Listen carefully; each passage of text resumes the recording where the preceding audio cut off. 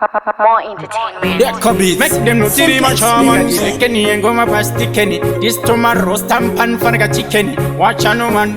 Mimi Kelly. Na malalem paningi na vedu itaiva funde. Kana irimi yeto itaiva kunde. Bakoma muri pofarai panevende. Tova together to simba sesimende. Asigandine urombo.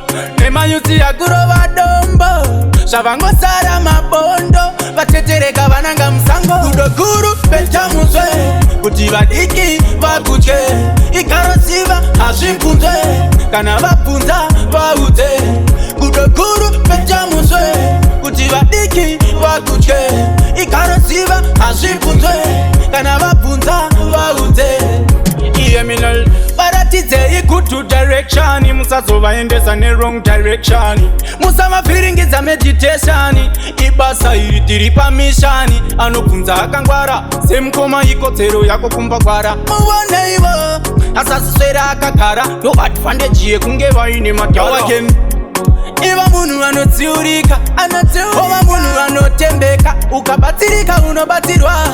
Ukatsiurika unotsiurwa. Pecha muswe kuti vadiki vakutye.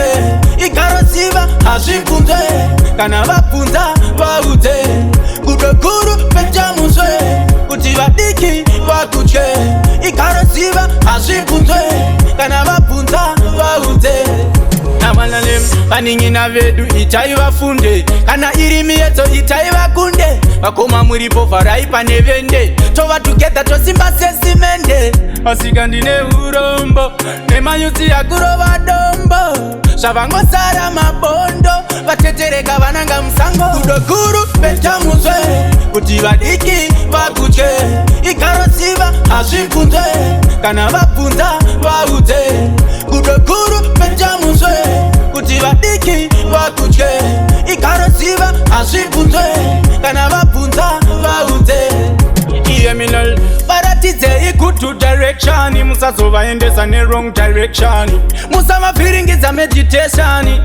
Ibasa iritiri pamishani. Anopunza akangwara semkoma ikodzero yako kumba kwara. Muone ivo asaswera akagara ndovatfande jiye kunge vaine matawa kem. Iva munhu anotsiurika ova munhu anotembeka. Ukabatsirika unobatsirwa. Ukatsiurika unotsiurwa. Pecha muswe kuti vadiki vakutye. Ikarosiva hazvipunzwe. Kana vapunza